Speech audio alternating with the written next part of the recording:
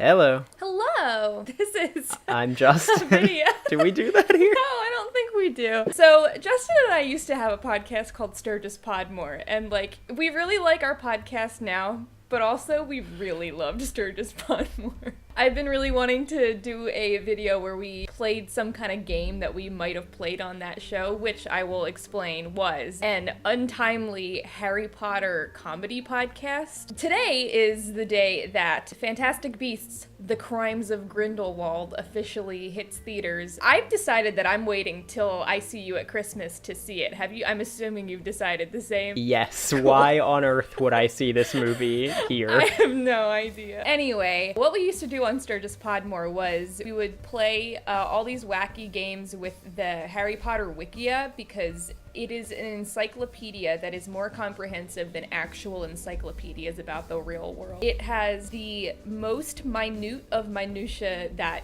there could possibly be, and it has always been our favorite thing. What we are going to do is we're gonna a little bit combine our old podcast and our new podcast. We are going to use the Wolfram Alpha image recognition software to see what it thinks of some images that we have taken from using the random button on the Harry Potter wikia. And using fan art from DeviantArt and Pinterest. Yes. We're going to go back and forth and make each other guess what picture we have fed to our sweet son, Wolfram Alpha. I feel like introducing Wolfram Alpha to the Harry Potter wikia is like making our wife and our girlfriend meet or something. Yeah. We're just cheating on robots right now. Robots on Typewriters is like the committed, stable relationship that we find ourselves in.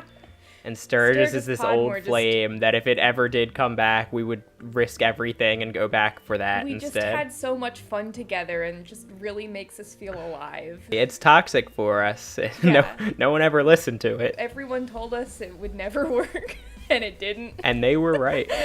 Hit me with your first thingy. Hit me with your first thing. My first thingy. Wolfram Alpha calls this piece of fan art spacesuit. Now, I have a spacesuit on my list, and I wonder if it's the same spacesuit. Is it possibly a terrifying piece of fan art of Barty Crouch Sr.? It is not. Okay. Oh, well, I think I've got Wolfram Alpha's game a little bit. I think he might think a lot of things are spacesuits. Yeah. It's like Barty Crouch looking like he's a Tim Burton character, looking like a snack. Looking like a snack. Like Tim Burton's snack. Helena Bonham Carter. I mean, yeah. Other than this picture of Barty Crouch Sr. that definitely looks like a spacesuit, I don't know. I'll tell you it's a person. Okay. And I'll tell you that if anyone is to look like a spacesuit, I can see kinda how it makes sense. Nobody ever wears like a beekeeping uniform, right? There are no beekeepers in Harry Potter, right? No, I think you can just cast keep bees. Keepium beum. Yeah. Bees managed. This is a piece of fan art of Cuthbert Binns. Oh. Professor Binns dressed in what appears to be old-timey pajamas. Also right. Weirdly youthful and attractive. Oh, give me this. Give me some of this. This is Professor Binns looking like a snack. Ooh, that is a snack if I do say so myself. Never thought I would say such a thing about Professor Binns. Yeah, he's actually beautiful and ethereal. I don't think he looks like that. I don't think so either. So what Wolfram Alpha has said is consumer goods. So I'm thinking it's not a person. I'm thinking it's like a table, like with just a bunch of stuff on it, like random objects. Is it the Deathly Hallows? It is not the Deathly Hallows. So I will tell you, it's actually a person, but I think what I really want you to guess is why this person might be qualifying as consumer goods. Maybe it's a person who engages in buying and selling. Maybe it's a person who has a trench coat open with like a bunch of watches in the trench coat. Uh-huh. That sounds like a Mundungus Fletcher move. It is not Mundungus Fletcher either. Actually, what I'm going to do is tell you the name of the article, and then I want you to still think about maybe why it's consumer goods, because I think Wolfram Alpha knows what he means here. It's All right. unidentified registered animagus. Take what Wolfram Alpha says outside of the wizarding world. An animagus standing outside a Walmart. All right, you want me to tell you? Please. It's a Lego game person. Very good. I was very surprised that, I mean, I guess it makes a lot of sense. This is the first Lego person that I came across, so that's why it's such a dumb one. But I was like, oh, I think he knows what he's talking about a little bit. Pretty decent. I'm impressed with Wolfram Alpha on that one. There's a really good shot Our of sweet this son, lady, though. Albus Brian Wolfram Alpha Dumbledore.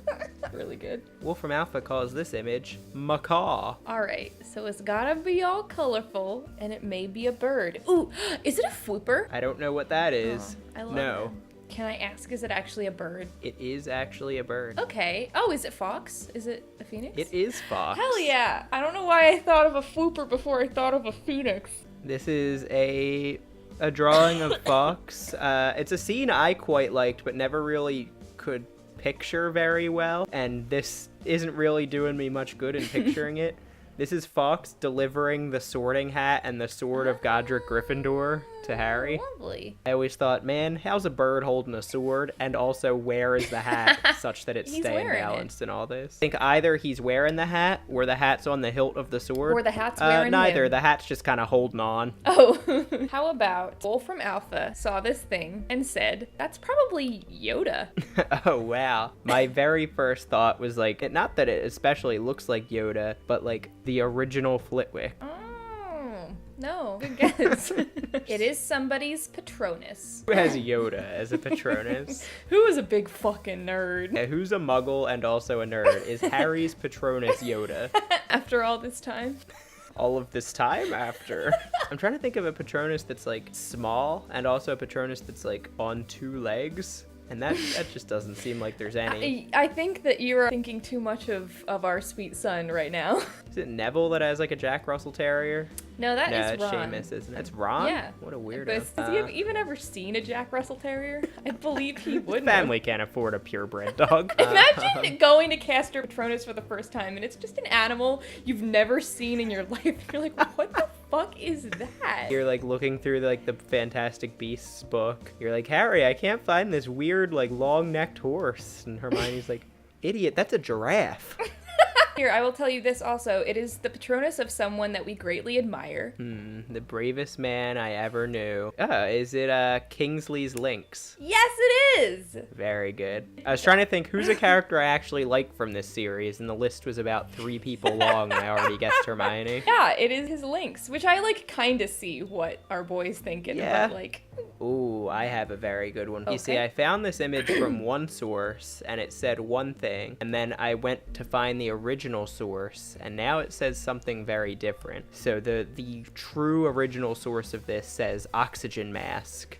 interesting. And the other version I found says imaginary being. Okay, very different. When you said oxygen mask, my first thought was the like bubble mouth charm that I guess Harry uses for the second task. Yeah, nowhere close at all. All right. That would be thinking of a lot of our son. Yeah, we always do. Such a shithead kid. He's so stupid. We greatly admire. Knew we the never people who should have make married his this. mother robots on typewriters. Imaginary being really just opens up the playing field for Harry Potter. Like One would argue everyone in that whole series was an imaginary being because this is a fictional work. Hey man, I don't have a rebuttal. Hey Just man. watch yourself. Trying to think of any real life person that was name dropped. There must have been some. There must have. Like, they I must almost say, said like, Celestina Warbeck. What am I? Beethoven? Shakespeare? Who was big in the 90s? Space Jam? Space Did they mention Jam Space must Jam? have gotten a name drop. Imaginary being is actually a good description, even in the Harry Potter universe, of what this thing is. Even a wizard would call this an imaginary being. Is it a Patronus? It is indeed. It's a character casting a Patronus. So, am I still guessing, or did I get it? Did I get it? You didn't get it at all. Oh, Figure out who it is and what their Patronus is. I will tell you also, maybe our sweet son is very, very smart, because this Patronus was notably seen at a time that an oxygen mask would have been quite helpful. is it Snape's dough? Yeah, it is. Hell it's yeah. Snape's dough.